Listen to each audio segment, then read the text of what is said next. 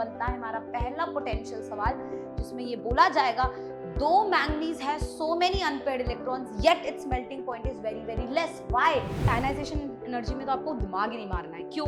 क्योंकि इन सबका ionization order का ट्रेंड बहुत ही ज्यादा इरेगुलर है।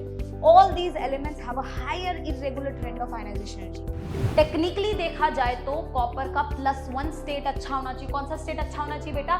+1 अच्छा होना चाहिए, क्योंकि वो आपको दिख रहा है वो फुल्ली फिल्ड ऑर्बिटल है कि नहीं। डाइक्रोमेट आयन की बात करी जाए तो बेटा डाइक्रोमेट आयन में भी ये इसका स्केलेटल है। देखिए स्केलेटल स्ट्रक्चर्स है, रियल स्ट्रक्चर्स नहीं है। रियल स्ट्रक्चर्स मैं आपको बना के बता रही हूँ। हेलो एवरीवन, कैसे आप सब?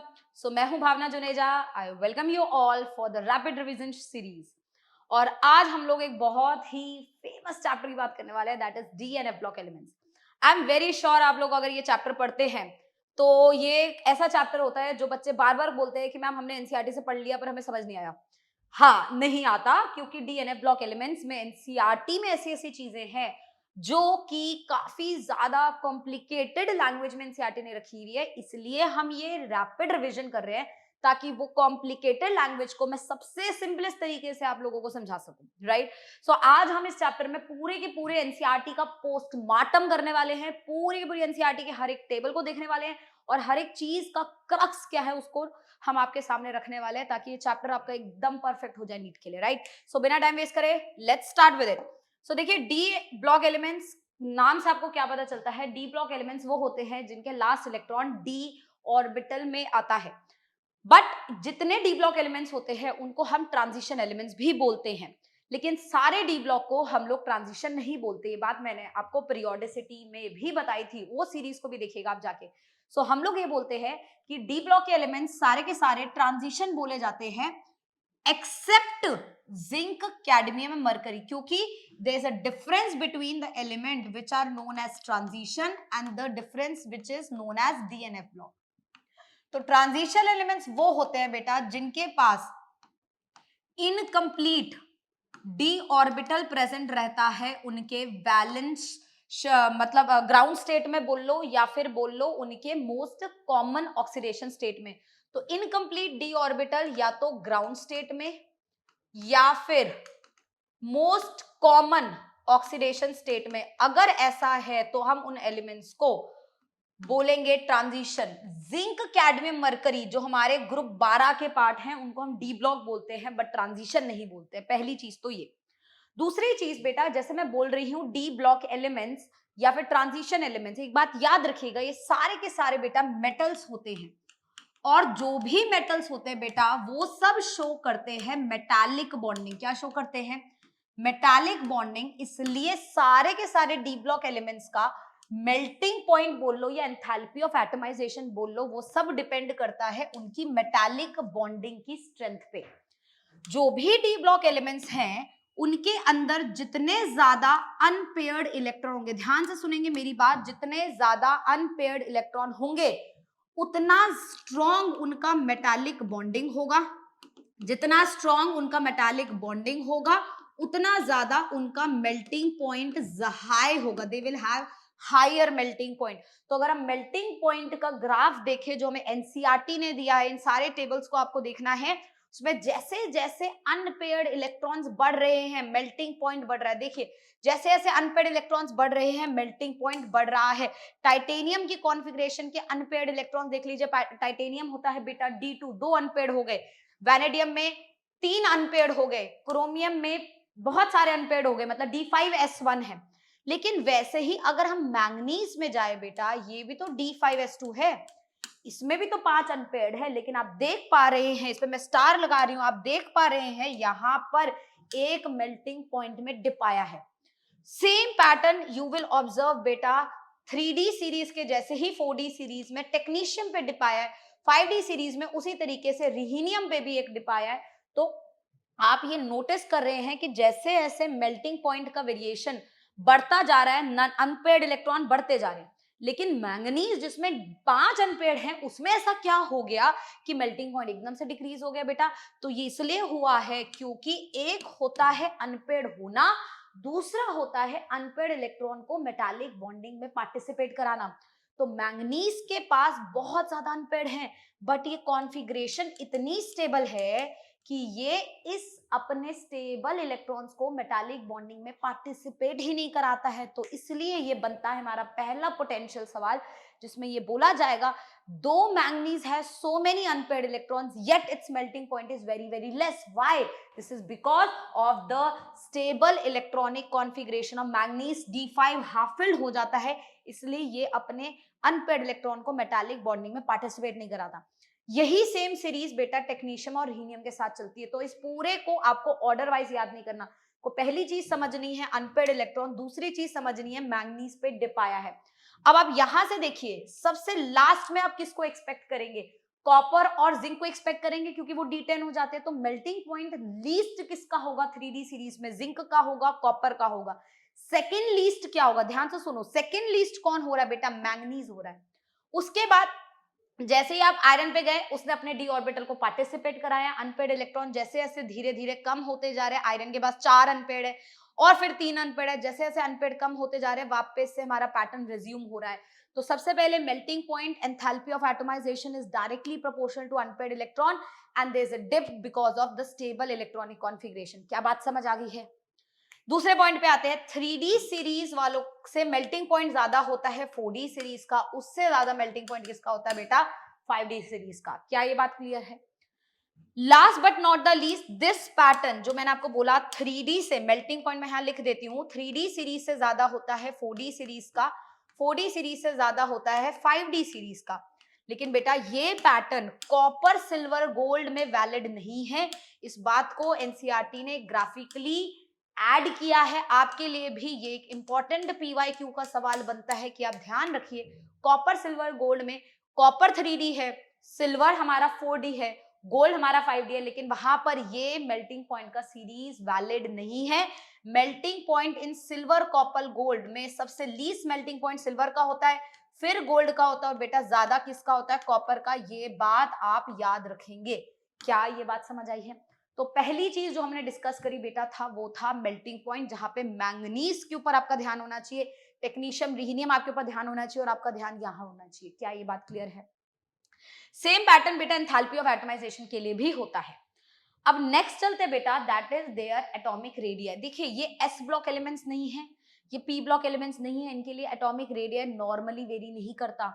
जैसे पी ब्लॉक में, एस ब्लॉक में हम बोलते हैं कि भाई लेफ्ट से राइट जाएंगे साइज डिक्रीज हो जाएगा, टॉप से बॉटम जाएंगे साइज इंक्रीज हो जाएगा। Everything is not well suited in a D block element. D block element में ऐसा देखा जाता है, ध्यान से सुनिए, साइज आपका पहले कॉन्स्टेंटली क्या कर रहा है बेटा?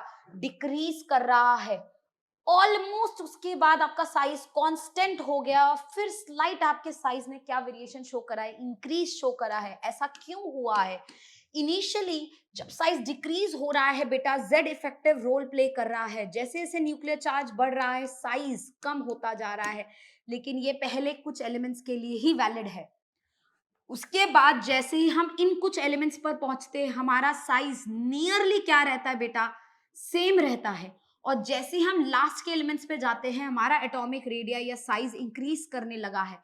ऐसा क्यों आप लोगों को लग रहा है कि हो रहा होगा? जैसे कि scandium, titanium, vanadium, chromium, manganese, iron, cobalt, निकल, कॉपर, जिंक में ये चीज समझी जाए तो स्टार्टिंग के कुछ एलिमेंट्स के लिए साइज डिक्रीज हुआ है, फिर कुछ एलिमेंट्स के लिए साइज ऑलमोस्ट नियरली सेम रहा है और फिर कुछ एलिमेंट्स के लिए साइज इंक्रीज हुआ। ये मैं सिर्फ समझा रही हूं, राइट? तो ऐसा इसलिए हुआ है, शायद यहां पर दो फैक्टर वर्क कर रहे हैं, एक जो साइज को घटा रहा है और दूसरा जो साइज को बढ़ा रहा है। पहला फैक्टर साइज को कम कर रहा, दूसरा फैक्टर साइज को बढ़ा रहा, और यहाँ पे शायद वो दोनों फैक्टर एक साथ रोल प्ले कर रहे हैं, इस वजह से आपका साइज नियरली क्या हो गया है? सेम हो गया बेटा। तो वो कौन सा फैक्टर है? वो है हमारा इलेक्ट्रॉन इलेक्ट्रॉन रिपल्शन। तो जैसे इलेक्ट्रॉन इलेक्ट्रॉन रिपल्शन आपका बढ़ने लगता है, साइज बढ़ जाता है। जैसे जैसे जेड इफेक्टिव बढ़ता है, साइज कम हो जाता है। तो पहले कुछ एलिमेंट्स के लिए इलेक्ट्रॉन पेयर ही नहीं हुए, ध्यान से सुनिए, पहले कुछ एलिमेंट्स के लिए इलेक्ट्रॉन पेयर ही नहीं हुए, इसलिए इस जोन में मैक्सिमम चीजें जेड इफेक्टिव से चली और जेड इफेक्टिव ने बोला साइज को कम करो, साइज कम हो गया। फिर जैसे ही हम नेक्स्ट सीरीज पे पहुंचे, as soon as we reach these elements, इन सब एलिमेंट्स में बेटा हम लोगों को देखने को मिला इलेक्ट्रॉन की पेयरिंग हो गई, D6 हो गया, पेयर हो गया इलेक्ट्रॉन, D7 पेयर हो गया, D8 पेयर हो गया। इलेक्ट्रॉन की पेयरिंग होते ही एक और पिक्चर सामने आ गई, इलेक्ट्रॉनिक रिपल्शन, उसने साइज को बढ़ाया, जेड इफेक्टिव ने साइज को कम किया, अल्टीमेट साइज क्या हो गया बेटा, सेम हो गया। और जैसे ही हम लास्ट में पहुंचे, एकदम लास्ट में, कॉपर और जिंक पे बेटा D10 होने की वजह से इलेक्ट्रॉनिक रिपल्शन डोमिनेट करी और साइज बढ़ गया। तो इन सब का क्यूमुलेटिव ऑर्डर क्या है, इन सब का क्यूमुलेटिव ऑर्डर है स्कूटी में जिया वरना बराबर कोई नहीं। क्या बोला, स्कूटी में जिया वरना बराबर कोई नहीं। मतलब स्कूटी का मतलब हो गया स्कैंडियम, स्कूटी में जिया वरना बराबर कोई नहीं। मतलब यहां साइज डिक्रीज है, ये सबसे लीस्ट है, और इन सब का साइज नियरली क्या चल रहा है बेटा, सेम चल रहा है। क्या ये बात समझ आई? तो जो आपको यहां इंक्रीज देखने को मिला, उस इंक्रीज ने जिंक को आगे से तीसरे नंबर पे पहुंचा दिया। कौन से नंबर पे पहुंचा दिया, तीसरे। तो ये समझने के तरीके का क्यूमुलेटिव ऑर्डर को याद कर लीजिए, स्कूटी में जिया वरना बराबर कोई नहीं। क्या ये बात समझ आ गई? सो हम लोगों ने साइज के वेरिएशन को भी बेहतरीन तरीके से स्टडी करा। आते हैं नेक्स्ट टॉपिक के ऊपर, दैट इज आयनाइजेशन एंथैल्पी। बहुत सीधी है। देखिए आयनाइजेशन एनर्जी में तो आपको दिमाग ही नहीं मारना है। क्यों? क्योंकि इन सब का आयनाइजेशन ऑर्डर का ट्रेंड बहुत ही ज्यादा इरेगुलर है। All these elements have a higher irregular trend of ionization energy.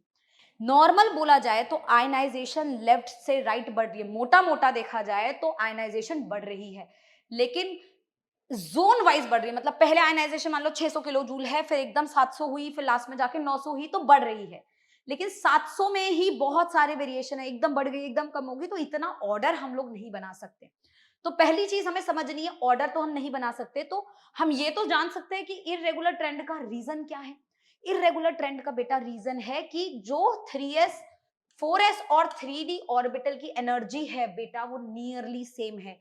तो जैसे ही आप इनका कॉन्फ़िगरेशन लिखते हैं, जैसे मैंने कॉन्फ़िगरेशन लिख दिया, जनरली लिख रही हूं मैं ऐसे, प्लैटिनम को हटा के, तो होता क्या है बेटा, जैसे ही आप एक इलेक्ट्रॉन हटाते हो, इन दोनों लेवल्स की एनर्जी आपस में ऑल्टर कर जाती है, चेंज हो जाती है। और इस एनर्जी के चेंज होने से दूसरा इलेक्ट्रॉन मुश्किल होगा, आसान होगा, वो प्रिडिक्ट करना थोड़ा सा टफ हो जाता है। सो ये है इसके इरेगुलर ट्रेंड का ऑर्डर, मतलब एक तरीके का रीजन। क्या ये बात क्लियर है? अब हमसे सवाल कैसा पूछा जाएगा बेटा, सवाल जो भी पूछा जाएगा वो तुम्हें इलेक्ट्रॉनिक कॉन्फ़िगरेशन से हैंडल करना है, क्योंकि इसके अलावा तो हम कोई फैक्चुअल डेटा रट नहीं सकते हैं, राइट? सो अब कैसा सवाल आ सकता है इलेक्ट्रॉनिक कॉन्फ़िगरेशन से, वो चीजें आप यहां पर समझने की कोशिश करिए। जैसे कि हम लोग ये कह रहे हैं कि अगर हम मैंगनीज की बात करें और क्रोमियम की बात करें, तो मैंगनीज प्लस की आयनाइजेशन एंथैल्पी कम होगी क्रोमियम प्लस से। ऐसा क्यों मैं बोल रही हूँ? देखिए मैंगनीज जो है उसका कॉन्फ़िगरेशन है 3d5 4s2, क्रोमियम का कॉन्फ़िगरेशन होता है बेटा, ऑफ बॉस का वॉलेशन शो करता है 3d5 4s1। तो मैंगनीज की अगर मैं बात करूं, एक तरीके से आप देख लीजिए, मैंगनीज से फर्स्ट इलेक्ट्रॉन रिमूव करना शायद मेरे लिए आसान हो जाए। क्या बोला मैंने? पहला इलेक्ट्रॉन रिमूव करना शायद मेरे लिए आसान हो जाए, लेकिन इससे आसान नहीं हो सकता। यहां पर अगर मैंने एक इलेक्ट्रॉन लूज किया, ये तुरंत स्टेबल बनेगा। यहां से एक इलेक्ट्रॉन लूज करके कुछ खास स्टेबिलिटी नहीं आएगी। तो क्या मैं ऐसा बोल सकती हूं, मैंगनीज और क्रोमियम को कंपेयर करते हुए दोनों को, देखिए शायद कम हो जाए, ज्यादा हो जाए, तो एब्सोल्यूट टर्म होता है ना। अगर आप आपस में कंपेयर कर रहे हैं तो इन दोनों को साथ में देखिए और आपको पता रहेगा इससे इलेक्ट्रॉन निकालना आसान है, इससे इलेक्ट्रॉन निकालना थोड़ा सा मुश्किल है। तो क्या मैं बोल सकती हूँ, फर्स्ट आयनाइजेशन एनर्जी क्रोमियम का कम होगा, फर्स्ट आयनाइजेशन एनर्जी मैंगनीज का थोड़ा ज्यादा होगा। पहली बात तो ये। आपको क्या लग रहा है ये मैं रट कर आई हूं? नहीं, ये अपन ने कैसे देखा बेटा, अपन ने इलेक्ट्रॉनिक कॉन्फ़िगरेशन। अब एक बार मैंने मैंगनीज से इलेक्ट्रॉन निकाल के उसे Mn प्लस बना दिया, अब इससे इलेक्ट्रॉन निकाल के ये कॉन्फ़िगरेशन बनी, इससे इलेक्ट्रॉन निकाल के ये कॉन्फ़िगरेशन बनी। भाई साहब अब ये भाई साहब हो गए हैं स्टेबल, क्योंकि ये हो गए हैं हाफ फिल्ड। क्या ये बात क्लियर है? ये हो गए हैं हाफ फिल्ड, ये हाफ फिल्ड नहीं है। अब अगर मैं देखूंगी तो मैंगनीज प्लस से निकालना आसान है, क्रोमियम प्लस से निकालना मुश्किल है। यही बात मैं बोल रही थी, मैंगनीज प्लस से निकालना आसान है, क्रोमियम प्लस से निकालना मुश्किल है। तो क्या मैं ऐसा बोल सकती हूँ, सेकंड इलेक्ट्रॉन निकालना मैंगनीज से कंपैरेटिवली इजी है, सेकंड इलेक्ट्रॉन निकालना क्रोमियम से कंपैरेटिवली मुश्किल है। तो ये सारी चीजें फर्स्ट और सेकंड आयनाइजेशन की मैं देखूंगी इलेक्ट्रॉनिक कॉन्फ़िगरेशन से। क्या ये बात सबको क्लियर है? सेम बेटा अगर हम आयरन और मैंगनीज को कंपेयर करें, आयरन होता है 3d6 4s2, मैंगनीज होता है 3d5 4s2। आयरन से अगर मैंने 2 इलेक्ट्रॉन निकाल दिए 3d5 बन जाएगा, लेकिन मैंगनीज से अगर मैंने 2 इलेक्ट्रॉन निकाल दिए बन जाएगा 3d5 और ये होगा 3d6। यस, अब आप देखिए आयरन +2 से 1 निकालना मेरे लिए बहुत आसान है, क्योंकि बेटा ये बन चुका है 3d6। क्या बन चुका है बेटा?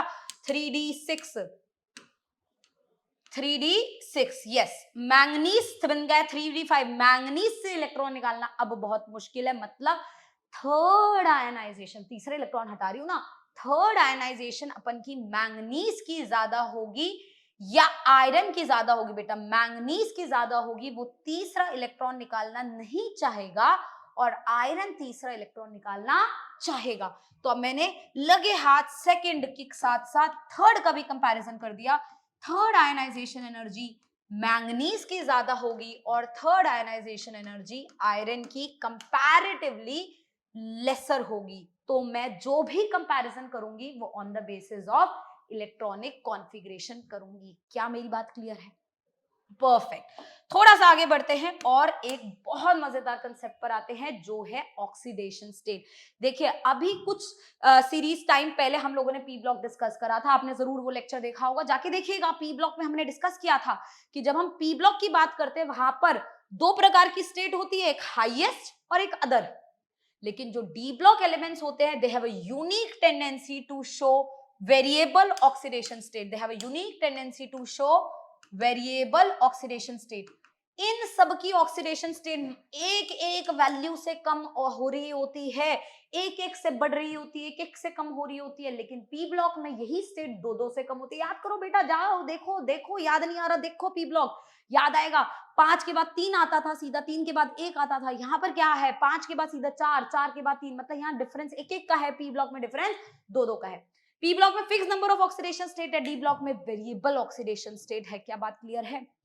मोटा मोटा अगर हम देखें, मैंगनीज यहाँ पर एक ऐसा एलिमेंट होगा जो सबसे ज्यादा variety of oxidation state show करेगा, सबसे ज्यादा स्टेट है।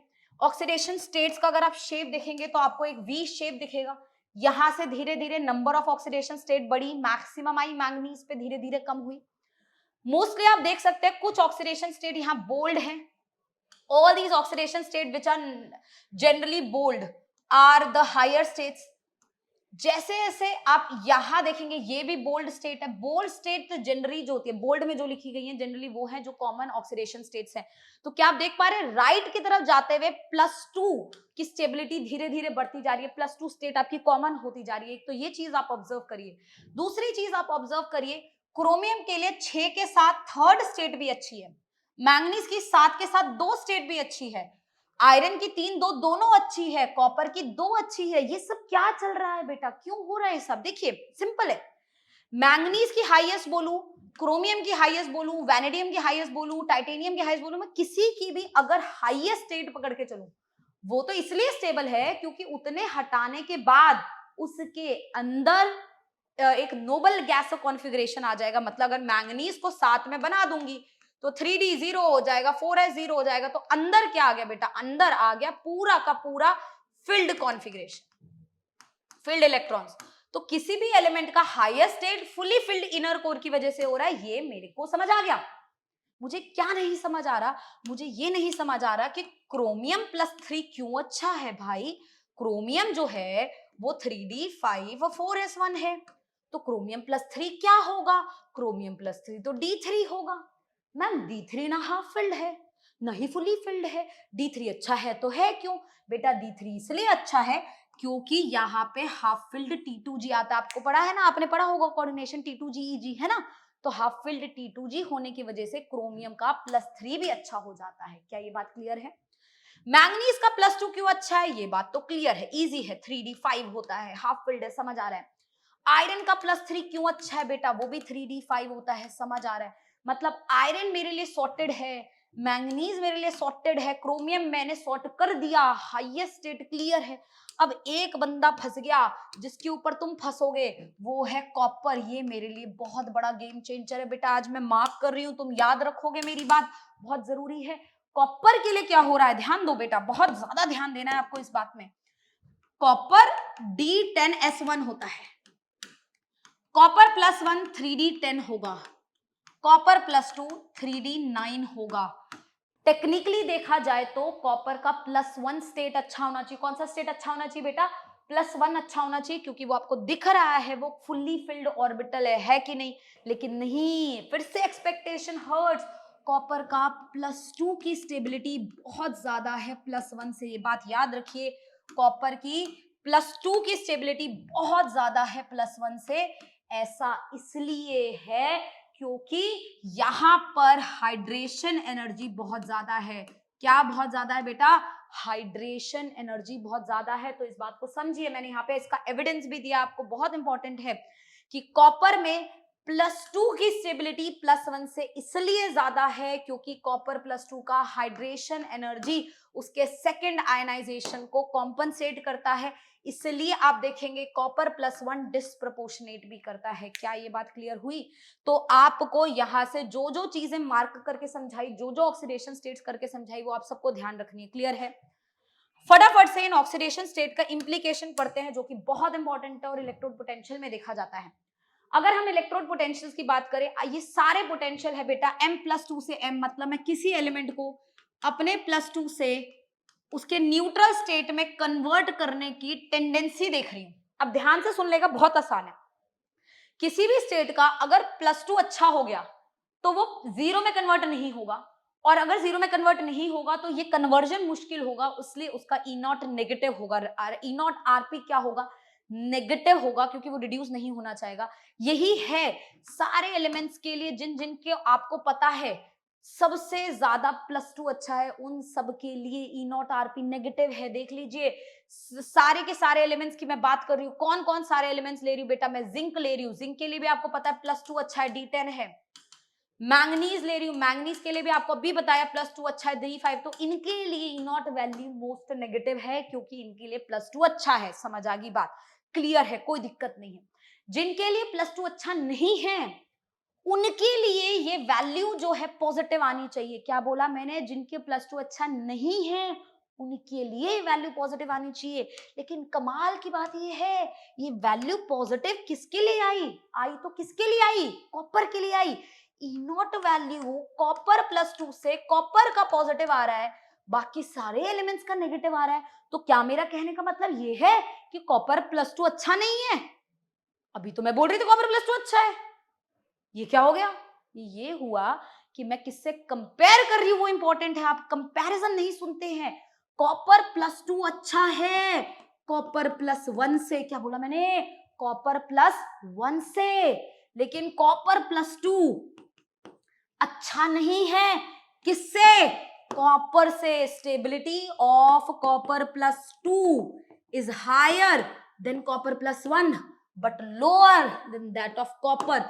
यही यूनिक बिहेवियर कॉपर का E0 वैल्यू को पॉजिटिव करता है, +2 अच्छा नहीं है। इसलिए ही आपको याद होगा, बचपन से पढ़ते आ रहे हो, copper can not liberate hydrogen from dilute acid.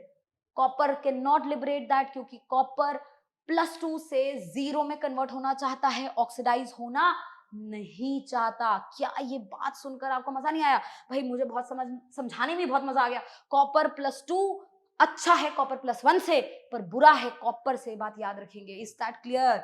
चलिए इसी चीज को नेक्स्ट केस में हमने E0 वैल्यू में समझा +3 से +2। अब आपको वो समझ आया तो ये तो बहुत अच्छे से समझ आएगा, इजी इजी इजी पीजी। क्या है, जिसका +3 अच्छा है वो +2 में कन्वर्ट होना नहीं चाहेगा। मैंने क्या बोला, अगर +3 अच्छा है तो +2 में कन्वर्ट होना नहीं चाहेगा, और नहीं चाहेगा तो ये वैल्यू नेगेटिव हो जाएगी या लेस हो जाएगी। अगर +3 बेकार है, अनस्टेबल है, +2 अच्छा है तो +2 में कन्वर्ट होना चाहेगा तो ये वैल्यू पॉजिटिव हो जाएगी और हाई हो जाएगी। अब लो हो गया, एक तीर से सारे निशाने लग गए। किस किस का +3 अच्छा था, अभी बताया था बेटा, जस्ट अभी बताया किसका +3 अच्छा था। क्रोमियम का +3 अच्छा था, ½ Lt2G। आयरन का +3 अच्छा था D5 की वजह से। तो ये दोनों के लिए ये कन्वर्जन +2 में जाने का हमारे हिसाब से फीजेबल है, हमारे हिसाब से फीजेबल है। अब एक कैसे फीजेबल है, ये क्या है, ये स्टेबल है, तो हमारे लिए इसका कन्वर्जन फीजेबल नहीं है, फीजेबल नहीं है। इसलिए इस कन्वर्जन की वैल्यू क्या रहेगी, कम रहेगी। यही हमने बोला लेस वैल्यू है आयरन के लिए, लेस वैल्यू है आयरन के लिए, क्योंकि आयरन का +3 अच्छा है। सिमिलरली किस किस का +2 अच्छा है बेटा, किसका +2 अच्छा है, जिंक का +2 अच्छा है ना। तो जिंक के लिए ये वैल्यू पॉजिटिव आएगी, तो जिंक के लिए वैल्यू हाई आएगी। देख लीजिए जिंक के लिए वैल्यू हाई है, आयरन के लिए वैल्यू कम है। स्कैंडियम का भी +3 अच्छा होगा, क्योंकि स्कैंडियम D0 हो जाएगा, स्टेबल हो जाएगा। इस वजह से स्कैंडियम के लिए भी ये वैल्यू बेटा क्या आएगी, कम आएगी। क्या आपको बात समझ आ गई? परफेक्ट। सो ये ओवरऑल हम लोगों को इंपॉर्टेंट डिस्कस करना था हमारा ई नॉट वैल्यूज में। अब एक लास्ट जिसके ऊपर पीवाईक्यू में बहुत बार नीट में सवाल आता है, 2023 में इसके ऊपर बहुत सवाल है, एक बड़े इंपॉर्टेंट चीज मैं आपको बता रही हूँ, ध्यान से समझिए। मैंने ये डिस्कस भी किया है आप लोगों के साथ पी ब्लॉक की सीरीज में कि किसी भी एलिमेंट का अगर आपको हाईएस्ट स्टेट बनाना होता है तो आप उसके ऑक्साइड्स या हैलाइड्स के साथ, खासकर फ्लोराइड के साथ आप बना सकते हो। इसलिए आप नोटिस करेंगे जो भी एलिमेंट है अगर उसका हाईएस्ट स्टेट बना रहे हैं तो फ्लोराइड उनका हाईएस्ट स्टेट को स्टेबलाइज कर रहा है, उनके हाईएस्ट स्टेट को ऑक्साइड्स भी स्टेबलाइज कर रहा है। लेकिन इन दो चार्ट एनसीईआरटी में से आपको जो इंपॉर्टेंट पॉइंट पकड़ना है वो ये है कि क्रोमियम का हाईएस्ट +6 होता है और +6 हेलाइड भी बन रहा है, +6 का ऑक्साइड भी बन रहा है, +6 का हेलाइड भी बन रहा है, +6 का ऑक्साइड भी बन रहा है। मैंगनीज का सबसे ज्यादा हाईएस्ट स्टेट +7 होता है, +7 का ऑक्साइड तो बना पर +7 का हलाइड नहीं बना। ये मेरे लिए बहुत इंपॉर्टेंट है। तो मैंगनीज मैक्सिमम हलाइड जो बना पा रहा है वो +4 बना पा रहा है, मैक्सिमम हलाइड जो बना पा रहा है वो +4 बना पा रहा है, जबकि बनाना चाहिए था +7। ऐसा क्यों होता है? बिकॉज ऑफ बहुत ज्यादा स्टेरिक हिंड्रेंस होती है। तो इस बात को समझिए कि अगर मैंगनीज का 7 बनाना है तो क्या मैं फ्लोराइड के साथ बना पाऊंगी? नहीं बेटा, नहीं बना पाऊंगी, सबका बना लूंगी, मैंगनीज का नहीं बना पाऊंगी। मैंगनीज का 7 सिर्फ और सिर्फ उसके ऑक्साइड में बनेगा। क्या ये बात क्लियर है? ये बात याद रखिएगा, एनसीईआरटी की बहुत इंपॉर्टेंट टेबल से बात लेकर आई हूं मैं आपके लिए। क्या ये बात क्लियर है? ये हमने यहाँ पे लिख भी दी है, आप लोगों को याद करनी है। कैरेक्टरिस्टिक बिहेवियर किसी भी डी ब्लॉक का है कि वो हर डी ब्लॉक का एलिमेंट जो होता है वो मल्टीपल ऑक्सीडेशन स्टेट अडॉप्ट कर लेता है, इस वजह से वो बहुत अच्छा कैटलिस्ट होता है। उसके अंदर उसके क्रिस्टल लैटिस में छोटे छोटे साइज के एलिमेंट्स ट्रैप हो जाते हैं, इसलिए वो इंटरस्टिशियल कंपाउंड्स भी बना देता है। और क्योंकि इनका साइज काफी सिमिलर रहता है, इनकी प्रॉपर्टी काफी सिमिलर रहती है, ये एलॉय भी बनाता है। क्या यहां तक क्लियर हुआ? तो ओवरऑल ये सारी चीजें आपको D block and F block elements के ध्यान रखनी है, ये टेबल्स आप लोगों को ध्यान रखने हैं। क्या ये बात क्लियर है? चलिए, अब इसके बाद हम तुरंत पहुंचते हैं KMnO4 और K2Cr2O7 में। देखिए, इनके रिएक्शंस तो आपको करने ही करने हैं, लेकिन नीट कर पीवाईक्यूज में अगर आप देखेंगे तो रिएक्शन से कई ज्यादा इंपॉर्टेंट सवाल इनके स्ट्रक्चर्स के ऊपर आए हैं, तो इन स्ट्रक्चर्स को आप जरूर ध्यान दीजिए। अगर मैं क्रोमेट आयन की बात करूं, CrO4-2 बेटा मेरा क्रोमेट आयन का स्ट्रक्चर है।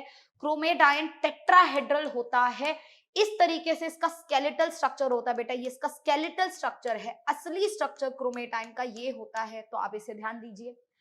डाइक्रोमेट आयन की बात करी जाए तो बेटा डाइक्रोमेट आयन में भी ये इसका स्केलेटल है। देखिए स्केलेटल स्ट्रक्चर्स है, रियल स्ट्रक्चर्स नहीं है। रियल स्ट्रक्चर्स मैं आपको बना के बता रही हूँ, ये तरीके के स्ट्रक्चर होते हैं जिसमें आप नोटिस करेंगे, इसके ऊपर बहुत इंपॉर्टेंट सवाल आता है, आप नोटिस करेंगे कि यहां पर हमारे पास ब्रिज बॉन्ड है। कौन सा बॉन्ड है बेटा? ब्रिज बॉन्ड है, CrO-Cr का ब्रिज बॉन्ड है। लेकिन जो ये वाले, मैं इसको अलग कलर से मार्क कर रही हूं, ध्यान दीजिए, जो ये वाले ऑक्सीजन्स हैं और जो इस साइड के ऑक्सीजन्स है, इन ऑक्सीजन्स में कॉन्स्टेंटली रेजोनेंस हो रही है। क्या हो रही है? रेजोनेंस हो रही है, यहां पर भी रेजोनेंस हो रही है। इसलिए डाइक्रोमेट में 6 क्रोमियम ऑक्सीजन के बॉन्ड सेम लेंथ के आपको मिलते हैं। 6 कैसे हुए बेटा? तीन इधर के, तीन इधर के, और बीच में एक कौन सा बॉन्ड है, ब्रिज है।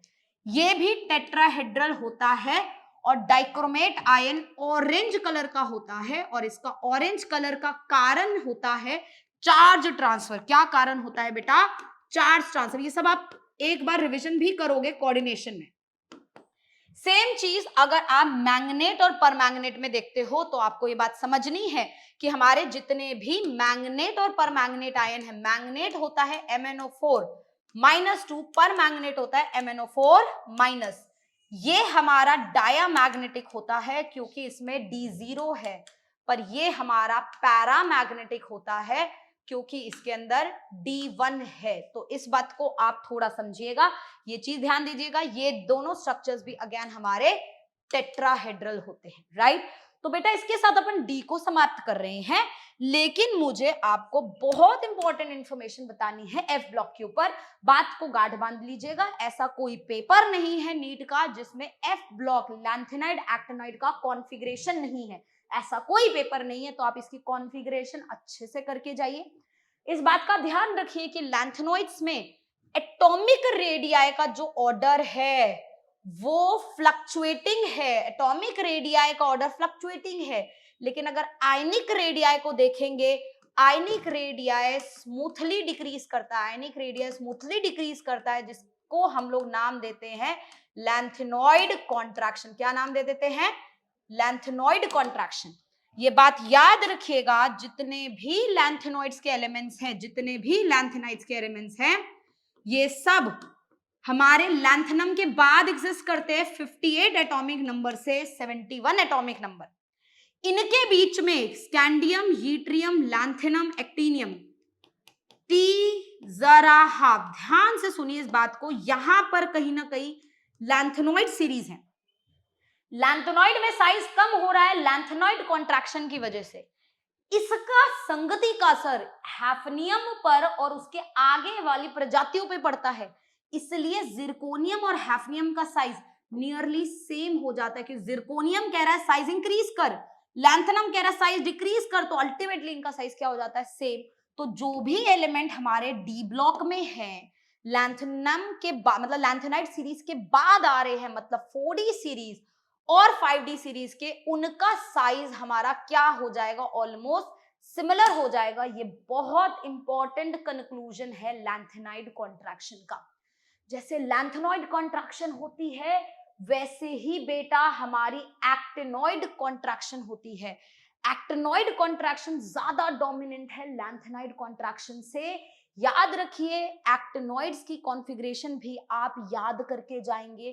कोई भी एक्टिनियम का बाद वाले जो एलिमेंट्स है, मतलब 90 से लेकर 103, तो हम उसे एक्टिनॉइड सीरीज में रखेंगे। क्या मेरी बात क्लियर है?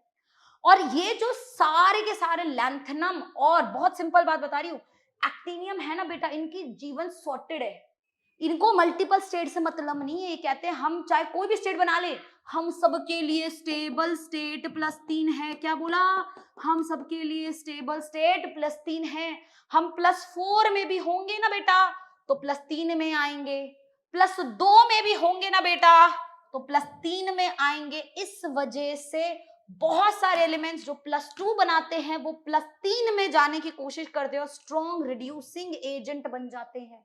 सीरियम +4 शो करता है बट +3 में जाने की कोशिश करता है और बन जाता है स्ट्रॉन्ग ऑक्सीडेंट। तो इन सब ने एक कलेक्शन में बोल दिया हम सब +3 बनाएंगे, तो सब +3 बनाते हैं। +2 +4 से भी किस में जाते हैं, +3 में जाते हैं। इस बात को ध्यान रखिएगा, राइट। सो इस तरीके से आपको एनसीईआरटी का पोस्टमार्टम करना है D and F block elements में।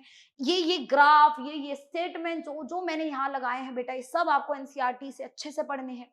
इन सब का डिकोडेड वर्जन मैंने आप लोगों के साथ शेयर करा। होप आपको ये पूरा सीक्वेंस समझ आया होगा और आपको समझ आया होगा कि एनसीईआरटी कब क्या बोल रही है डीएनएफ ब्लॉक। और मुझे लगता है इस सीरीज को सुनने के बाद अब आप ये नहीं बोलना चाहोगे कि मैम डीएनएफ ब्लॉक समझ नहीं आया, राइट। होप करते हैं सीरीज आपको अच्छी लगे, right. Thank you so much.